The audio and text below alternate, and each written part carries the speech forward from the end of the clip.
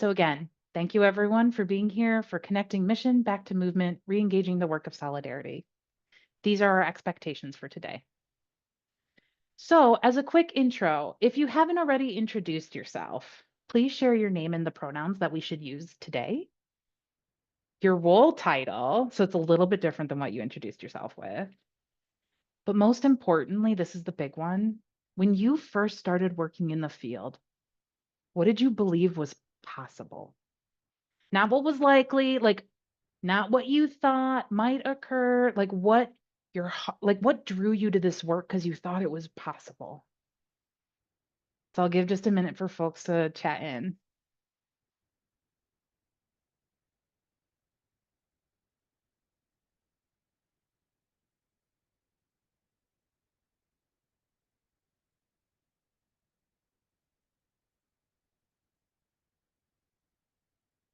Believing we could end domestic violence and sexual assault, giving hope to people who feel hopeless. Thank you. What else did folks believe was possible? Belief that we could create actual change.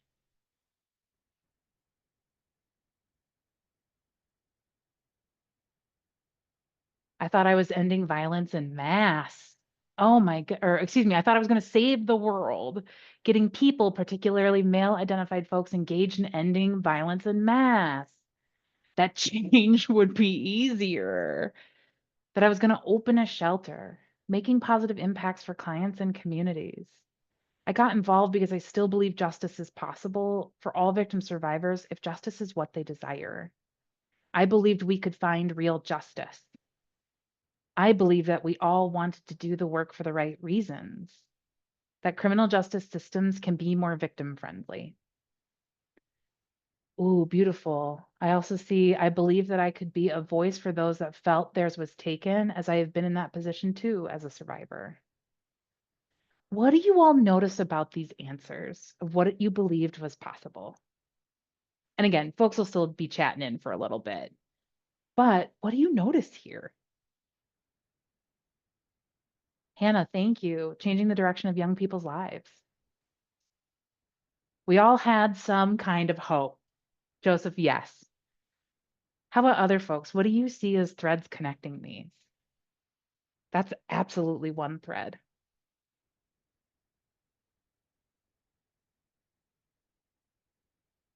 Oh, we have someone chatting in. I still believe we can positively impact those who've been harmed by violence.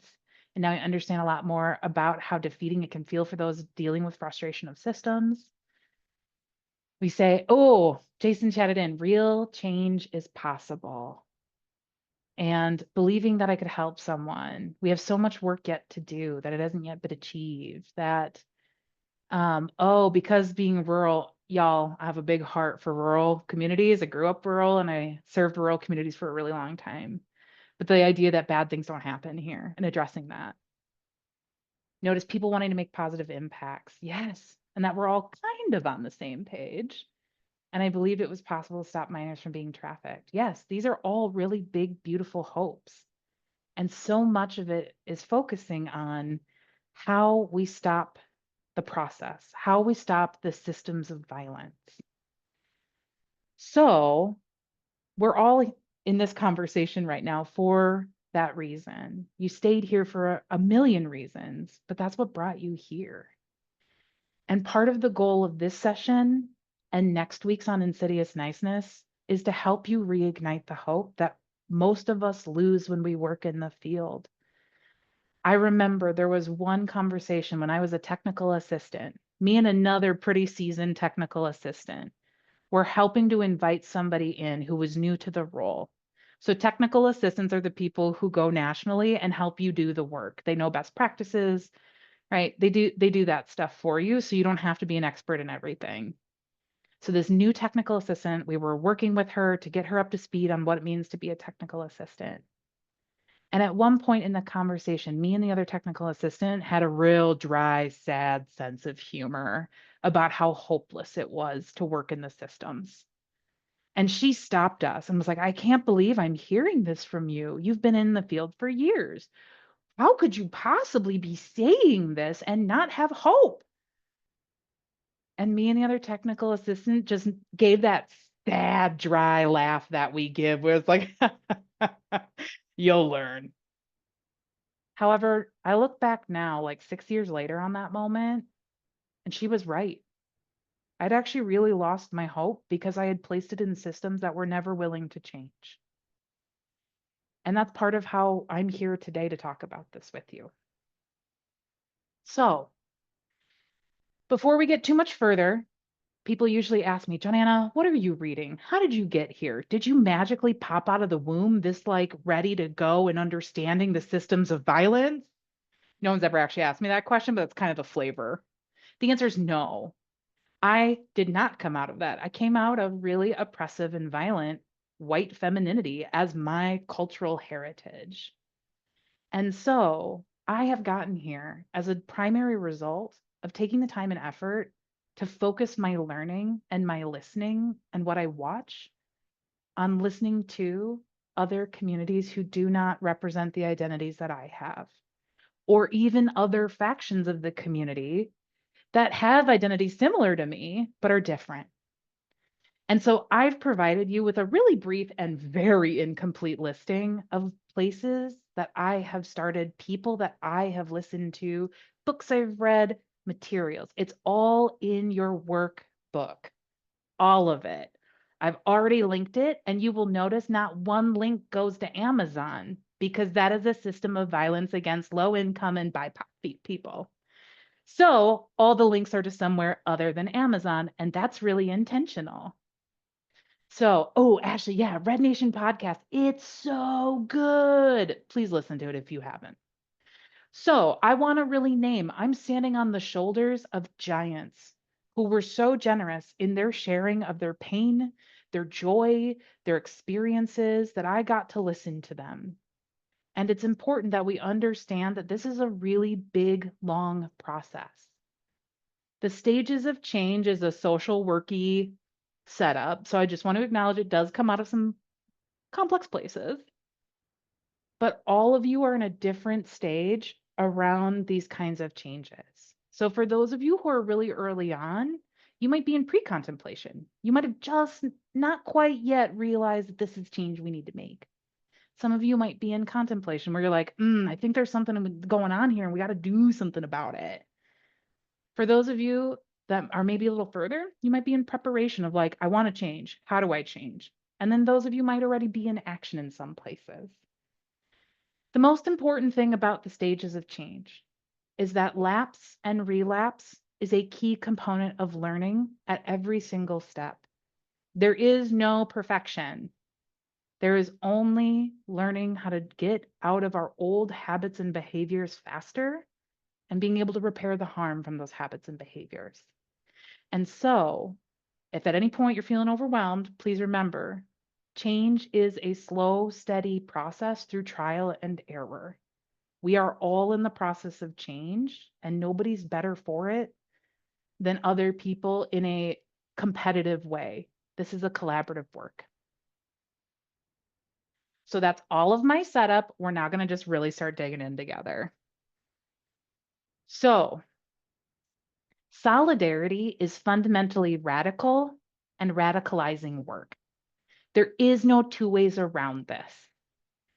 What I mean when I say solidarity is radical or radicalizing, the root of radical is about roots. Sorry, couldn't help myself, dad joke. Parental pun joke. When we think about what it means to do radical work, we are actually focused on the root causes and conditions over the surface. So rather than looking at the leaves and being like, man, those leaves don't look healthy, what's happening there? We actually trace it down into the soil where the roots are growing and we say, where does this stem from? And solidarity at its core is about figuring out, where does this stem from? And the next step after we start to look at that is to ask, what does transformational resistance look like? Many folks in the field, and I used to be one of these people as a technical assistant, vocally championed reform everywhere. We could reform everything. We could reform the criminal justice system. We could reform the shelter system. We could reform politics. But solidarity at its core is recognizing we actually cannot reform systems built on violence because they will work to protect themselves. So we have to come from a place of transformation and saying our current systems are irredeemable in terms of building the future that we want to see that is rooted in justice and solidarity. Now, when I say that, folks will usually get a little like big feels of like, what do you mean? Could you think it's irredeemable? That's a really well documented thing. When we look at even the history of the anti-violence movement in the United States, we see that we are still fighting literally the same battles that people were in the 70s. It is 54 years later. It's more than half of a century later. And we're still doing very similar stuff to when we began. Some things have changed, of course, but the systems will not change in the ways that survivors and we often need them to. So, solidarity is about centering solidarity, meaning you're giving up some of your privilege and you are showing up for others and you are building a coalition. That means working through really hard stuff. It means holding a relational focus rather than a transactional focus. Transactional focus is, I did X for you. What are you going to do for me? I won't do that for you unless you pay me for it. I will only help if you helped. Relational focus says, we're all in this together. We have to show up for one another, and sometimes what we give will not be equal, even, or ever paid back. Because my issues are linked to your issues because we are looking at the root. We are not looking at the leaves or the individual branches. We recognize it's all connected. And the biggest one of what solidarity is and how it is radicalizing to us is we have to divest from systemic capitalist white supremacy culture in order to build the kind of hope that you all shared with me of what you thought was possible when you started. We have to be able to start actively rejecting white-centered values and scarcity as our standards in order to start building new visions. Now, fellow white folks, hello, white person speaking. Whiteness and white supremacy culture are systems of thinking and ways of being. It's not necessarily tied to your racial identity. Anyone can engage in white supremacy culture or whiteness as a standard. And white people have an extra level of investment because it is all you have ever known for most of us as the way things are. What's true? And so when we talk about rejecting white values and scarcity, I'm not saying reject your own racial identity. I'm saying reject the standards, the ways of being and thinking that have been handed down to you that prevent you from standing in solidarity with others. So that's how we're showing up to what this is. Now we're going to talk about like, oh boy, what's going on here? Over the last several decades, so many thinkers, scholars, and activists have named these three issues in different avenues as contributing to problems within the nonprofit culture. When thinking about specific to the anti-violence movement, there are three drivers of the root sources of systemic capitalist white supremacy culture. It is alignment with and continued allegiance to the criminal justice system as our primary mode of response.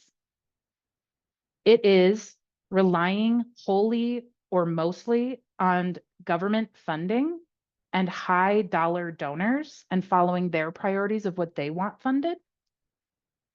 And the third part is professionalization that comes directly out of the other two. Professionalization didn't happen in a vacuum. It happened to respond to these two things.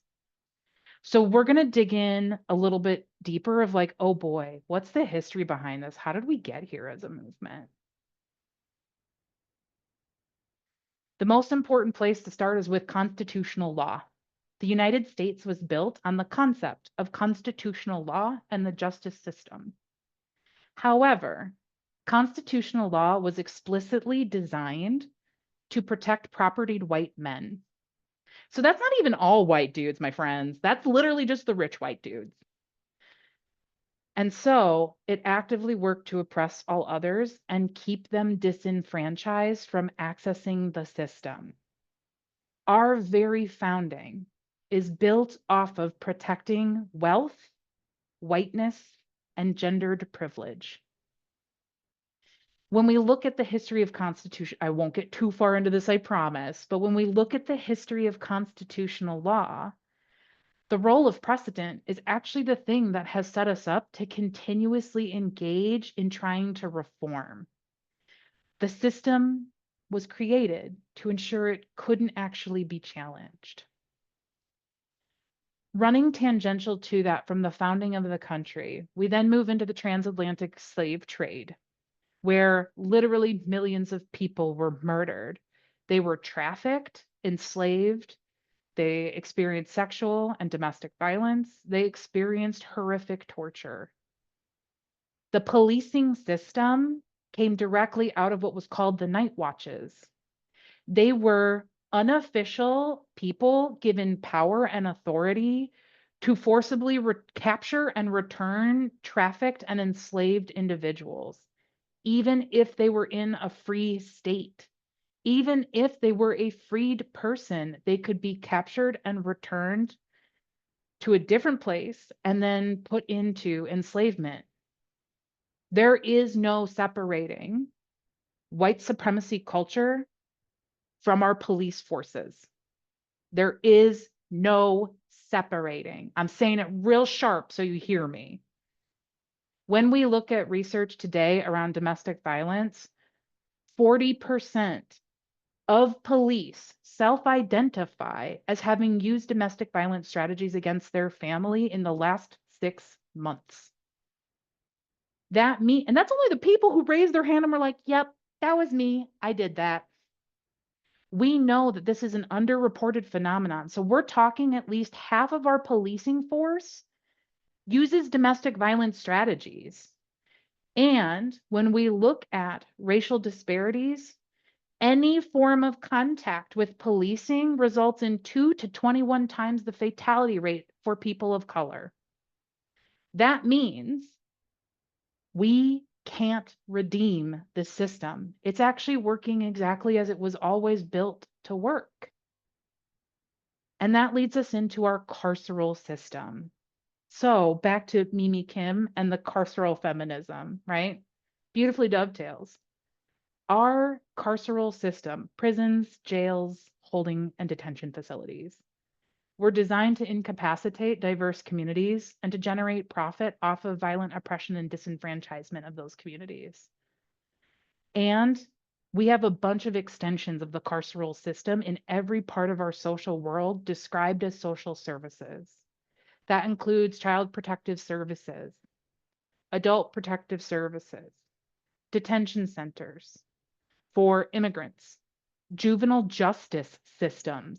We have juvenile court, my friends, juveniles going through a court system and being arrested. We live in a carceral system at every stage of what we interact with as a profession.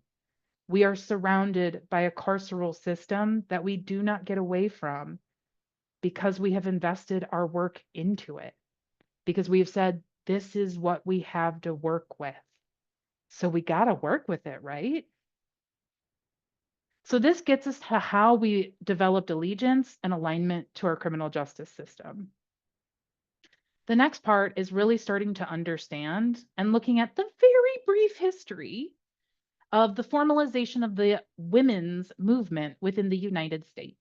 We often talk about it as first wave, second wave, third wave feminism. However, globally, feminism was happening way before in the United States. It was only first wave for here. So the formalization of the women's movement in the late 50s through the mid 70s, late 70s, what we see is a formalization of white, cisgender, heterosexual, wealthy, and able bodied women coming together to say, we have problems. What happened in that formalization was the systematic theft and appropriation of tools and strategies from marginalized and targeted communities. Consciousness raising groups were originally out of BIPOC consciousness raising. It was women of color getting together to talk about how racism and sexism were affecting their lives and shutting them out from political engagement. White women stole it and made it about our feelings. They removed the politicization. They removed the racial aspects and components. Then we have the Lavender Menace. This is a really fascinating part of queer history within our movement. We had formal programs and processes that said there can be no out lesbians or out queer people within the work of feminism because it'll give us a bad name. I worked at a shelter in 2012 that still had a rule on the books that you couldn't be an out lesbian because you might be a predator against the people in the shelter system.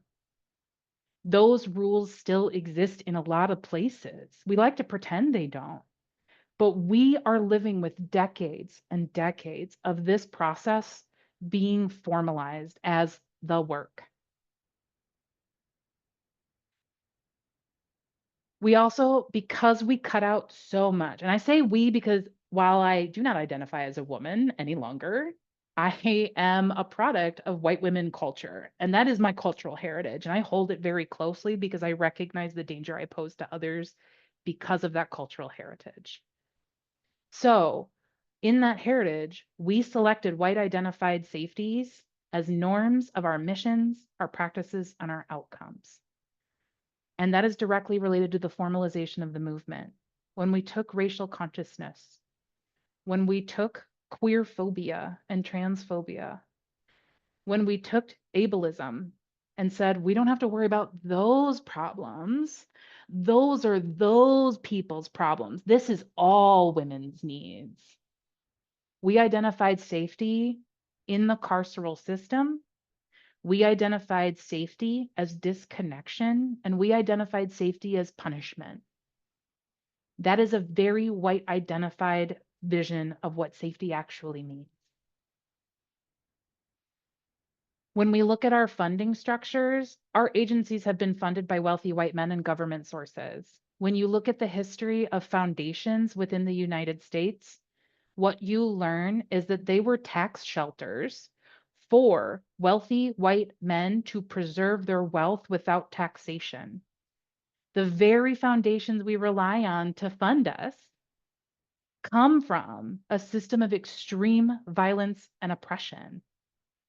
So our funders are going to protect themselves. And yet that has become our primary source of funding. And last, putting this all together with a little bit of a bow, is our alignment to the criminal justice system and white supremacy culture around funding actually prompted professionalization. It required professionalization in order to access the systems. So our court system said, you're not welcome here unless you're respectable enough to show up. Our policing system said, you're not welcome here because you're not doing real work. And so, because we formalized under white women's visions, we responded by saying, but we can be good people. We can be welcome in your space if we just try hard enough. And that's how we got to professionalization. That's how we got to having a 4-year college degree required to do advocacy. That is a violence against folks who would otherwise be extraordinary advocates. That's classism, that's often ableism, and that's racism functioning at a very high level because those are communities who cannot access college in the same way.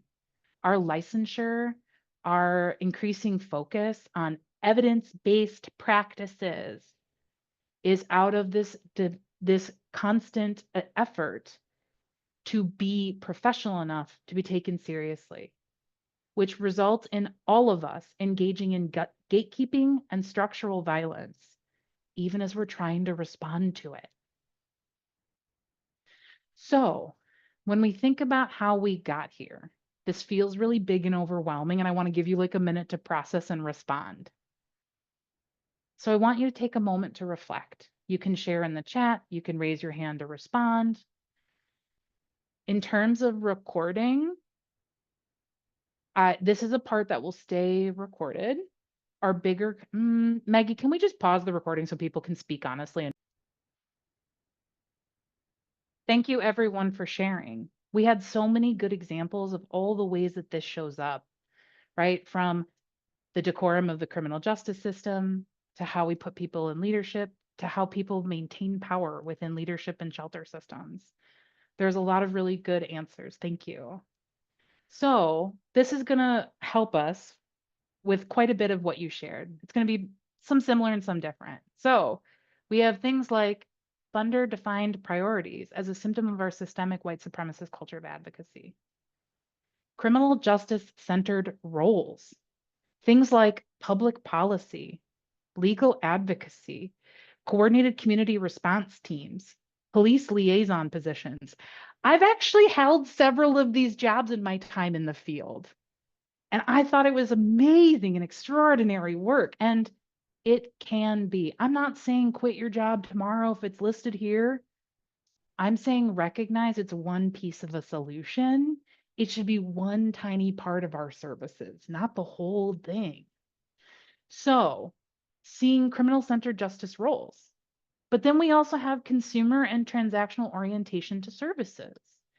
Things like spending obscene amounts of money as an organization to have consistent branding and brand colors from an agency that's helping you come up with a quippy little thing so everybody knows it's your organization.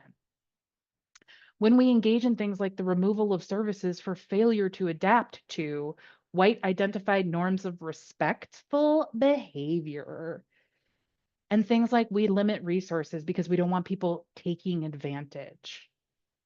That's literally what our services are here for, to take advantage of them. And if someone tells you they need diapers, please just trust that they need diapers, because to do otherwise is to make this transactional and say, you owe me the performance of need, and I get to determine whether you need it or not. We also have things like a punitive orientation to safety and justice in all aspects of our services. Are any of you working in a shelter program that has curfews on your survivors? That is a punitive orientation that is about power and control. We might try to say that it's about their safety, but whose identity and sense of safety is actually cared for in that? Where else in the world would a survivor have a curfew that could prevent them from getting meaningful services? That is a weapon of power and control, whether we want to admit it or not. We also have things like pushing for public policy of things like mandatory arrests, even though we know the criminal justice system disproportionately impacts people of color and queer and trans people and immigrants and folks with disabilities, and the list goes on. Call 911 if there's an emergency, like someone shared in the chat. That's a great example. We also have, you knew it was coming because like Maggie said, it's like my main jam, an unsustainable connection to our occupational identity management skills, where our work is our whole world, and any feedback about our work becomes a threat to who we are rather than something we are doing. And we expect that as a norm in the field, that you give up everything to be part of the field. Then we have things like infighting, silos, and self-aggrandizement or self-preservation of programs where we are no longer working together. I can't tell you, as a former Minnesota Coalition Against Sexual Assault employee, the number of folks that I heard complain and talk about how fucked up other groups, organizations, leaders, all of it were, and how everything was problematic except for what they were doing. I've now worked with almost I've worked with almost every other state coalition, either their DV or their SV program, one of the two coalitions. And what I found is this is all over the nation. This is normal. This is just what we do. Other symptoms are things like avoiding the political realities of the work or saying things like, well, all are welcome here. No, they're not. And if we truly are saying all are welcome, then that means we must welcome all the transphobes. That must mean we must welcome all of the white supremacist racists in our program. And who do we hurt when we say that? Who is hurt by all are welcome? Single issue focus. When people push back and say, well, racism is its own thing, we just need to focus on domestic and sexual violence. Well, queer phobia and transphobia are their own things, and those folks are working on it. We're not talking about that. We're talking about DV here. That is fracturing and actually supports the system. When we tell people that exploitation is the price of admission to work in this field, you're never going to get paid enough. You're never going to have health benefits. You'll never be able to retire. I can't tell you the number of people who told me, oh, yeah, I'll die at my desk. And that is just normal. When we focus on a helper over a community aid model of programs and services, one of the biggest ways we see this is where in your program can a staff member access services if they are experiencing domestic and sexual violence in their personal life? Can they even admit it? One of the projects I once worked on in a different state was coordinating services for staff across county lines and across state lines so they could get private services. Otherwise, they could be fired for having experienced domestic violence in their personal life. That's white supremacist culture of advocacy at work. We are not helped. We are the helpers. And last is the persistent scarcity mentality to all elements of our work. When we think of money as the only opportunity and the only resource that we can access. So I want to move us into spending the last 40 minutes together actually having a conversation about like, what do we do here? Because this is really demoralizing. There is a lot of other evidence because you've all already been pretty clear on this and like with me. I was kind of banking on maybe we wouldn't be quite on the same page. I was like making sure everybody could come along for the conversation. If you want to share, because you see something important that you want to add to the conversation of what other evidence do you see that white women's sense of safety and justice is prioritized in our current program design or trends of the field? Again, you've all already named it in the prior question really well.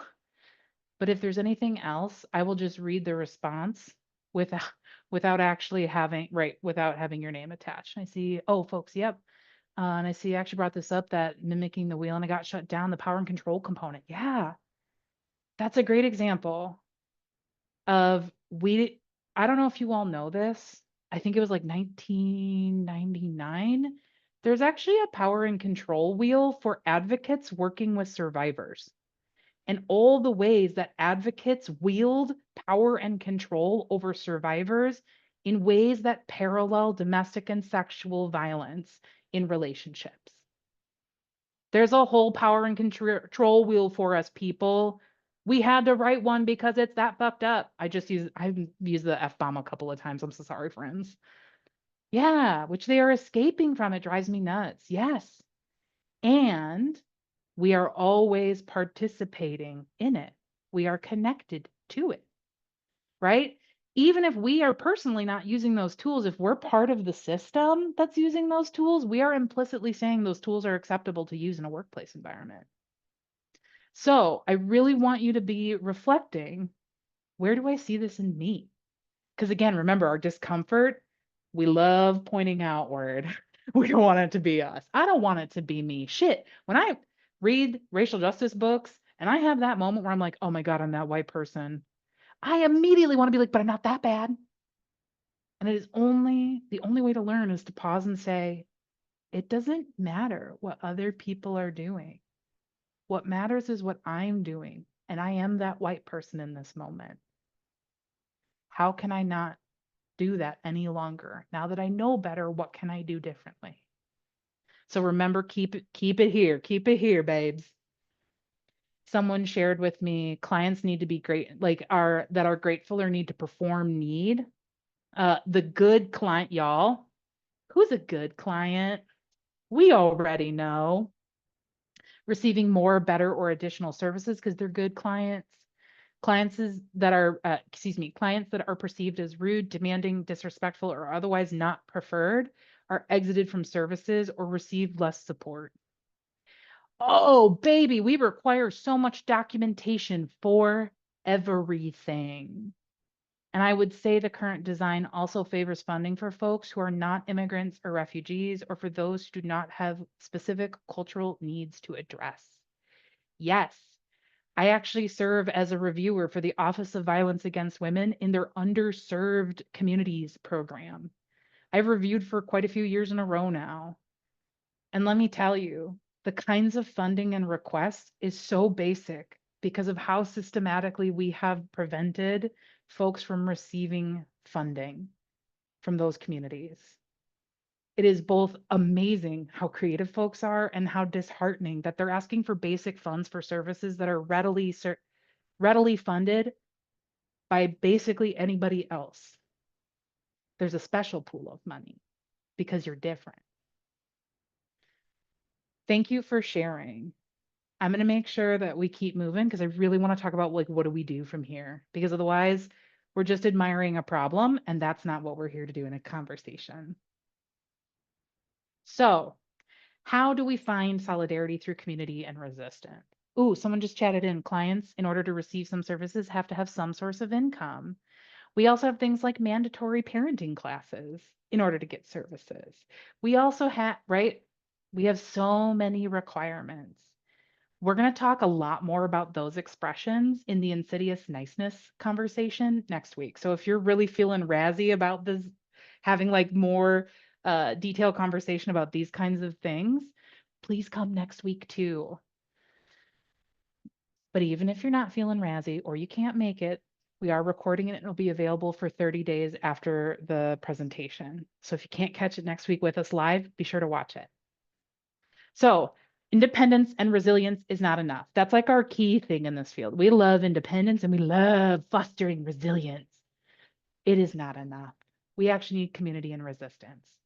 So how do we get there? What are some strategies that I have learned, seen, and heard others talk about, and how I'm thinking about them?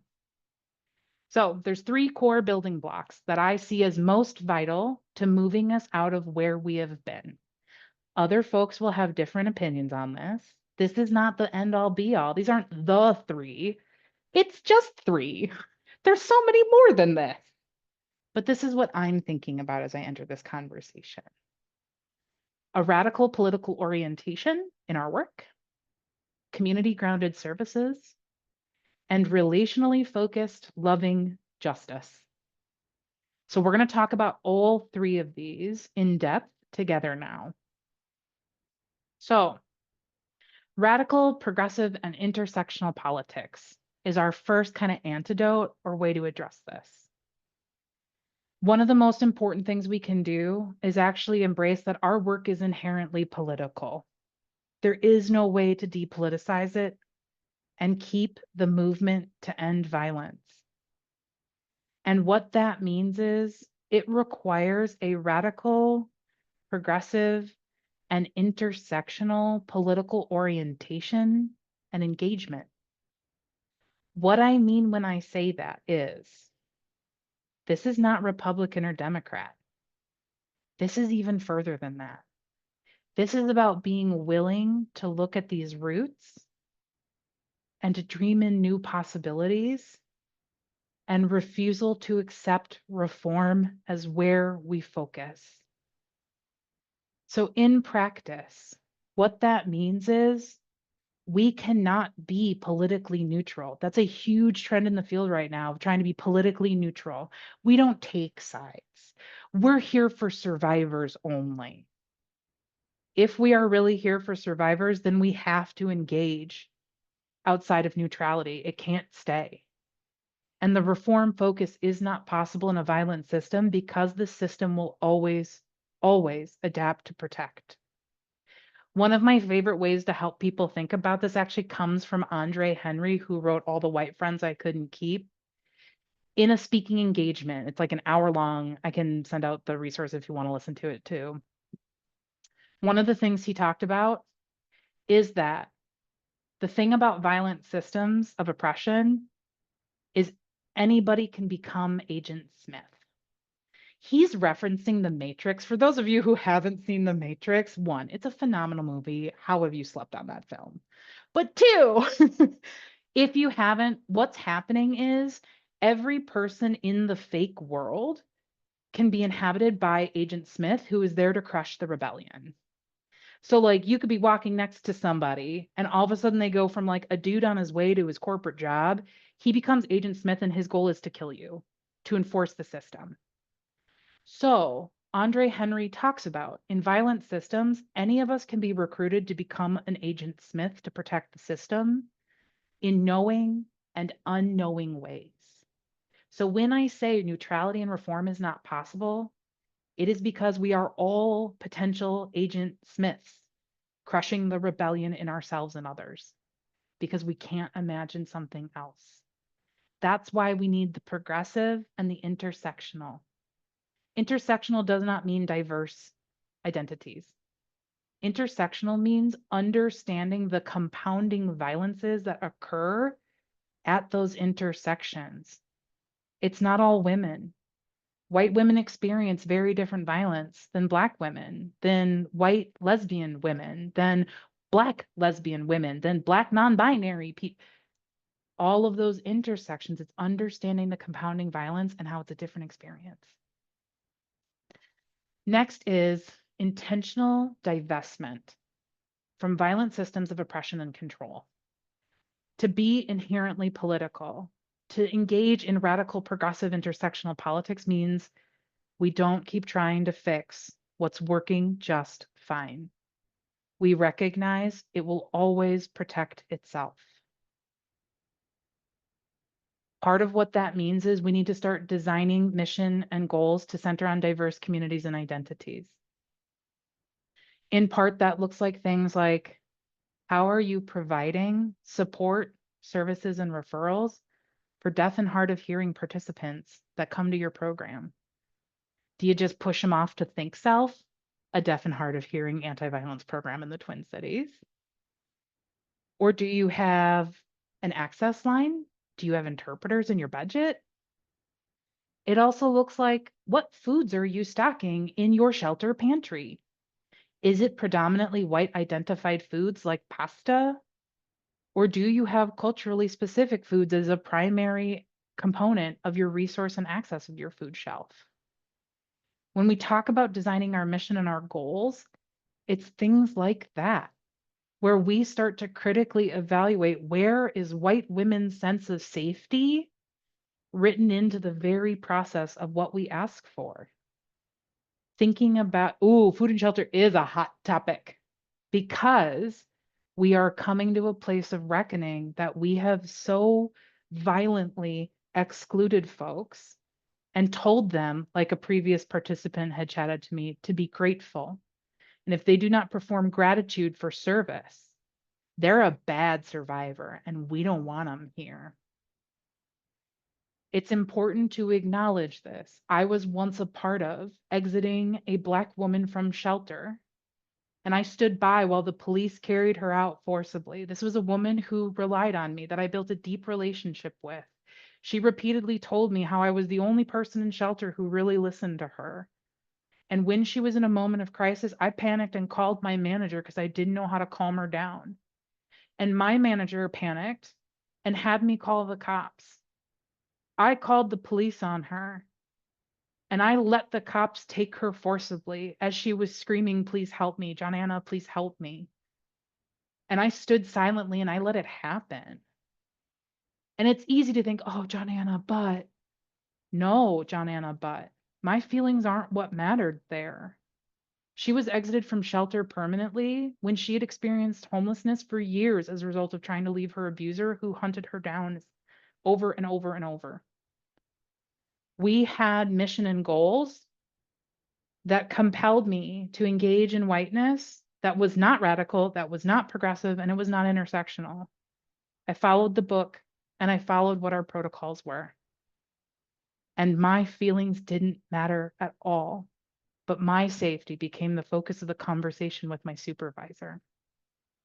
We never once thought about what it meant for her and what would happen to her. So when we think about that, we have to think about our policies and our protocols, not just our mission. How have we written policies that put people in danger and prioritize white workers' safety and women's safety over everybody else? Above most, why did someone just messaged me, why did you allow that to happen to the client? The shortest answer is I was scared to lose my job. And I picked my job over a human being who put so much faith and trust in me. And I allowed the abuse and violence to happen to her over a freaking job because I wanted to be a good advocate and I didn't want to leave the field. I have agonized and thought about that person over. I still have dreams about her in reckoning what I did to her and what I allowed to happen to her. I could never found her again. And so why I let it happen was I was fully indoctrinated into systemic capitalist white supremacy culture of advocacy. And I didn't know enough to know what I was doing and the big ripple impacts. I kind of knew, but not enough to actually apply it. And to apply what that would have meant I was a bad person in my mind. And I couldn't reckon with that. And it took me years to get there. So when you ask, why did you allow that to happen? That's a really good question. And I actually think about it all the time when I think about how I recommend working with survivors. That experience fundamentally changed me and how I thought about our field forever. And it has always prompted me to choose a different choice at every turn because I will never forget the sound of her screaming my name. Woof, that I did not expect to tell that story, but I made a terrible choice. And the only thing we can do in the wake of terrible choices is to make sure we never repeat them and we do whatever repair we can. This conversation is a part of that repair for me, is holding space to talk about this stuff and to acknowledge where I made mistakes. And someone chatted in because if we don't follow policy and procedure, we risk our own jobs because people in power, I lost it. People in power and control have power and control over us, just like people we serve. Thank you for using your mistakes as a learning experience for others. This is how we all grow. Owning up to your mistakes is extremely important and reminds us the ways in which the systems we fall under put us in those positions. And a lot of shelters also train advocates to keep a lookout for their safety when in a crisis situation, which usually involves calling 911. This is where additional support and more inclusive training is needing. Yeah, and the person just chatted back to me. Unfortunately, I re-victimized the client. I 100% did. And I actually did something worse to her because she repeatedly told me I was the only one who treated her fairly. She repeatedly told me I was the only one she could trust. And in a moment, I didn't trust, in a moment of real need, I didn't trust her back that we could work through that moment without me calling Kathy. Sorry, Kathy. It's like 15 years later. So like I'm pretty sure Kathy's in a different job. I didn't trust her because of my own anti-blackness. I didn't trust her because of my own racial injustice and attempts to hold white power and whiteness as authority. I 100% re-victimized that client and I did her a disservice that is unimaginable. I don't know if she ever got back into services. How could you after that? So again, this is not like, oh, poor Johnanna. It's not. My safety was always guaranteed. Hers never was. And I got lost in my white woman sense of safety in provision of service. Policy would have cost you your job. Yep, is also to blame 100%. Absolutely part of the policy. And we also have to acknowledge that class privilege comes with being able to lose a job and having no backup source of income. I did not have a backup source of income, and I was working in a very small, very rural, very closed community. And it was the only place I could work for literally miles if I wanted to do anti-violence work. I picked my job over a human who trusted me, and I've never made that mistake again.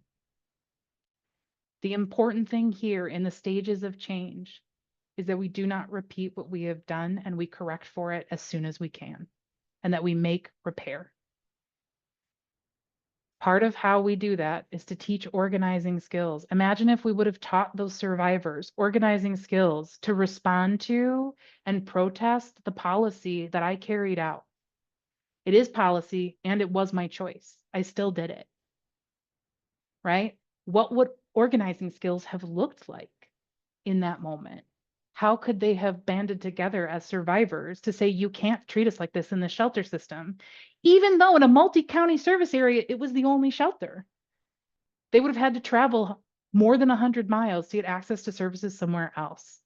But imagine if we'd taught those organizing skills. Imagine if we'd taught the organizing skills to me and the other advocates that in the wake of it, when I was like, hey, Kathy, that's really messed up. I don't feel good about what happened. Like, I feel permanently different as a result of that experience.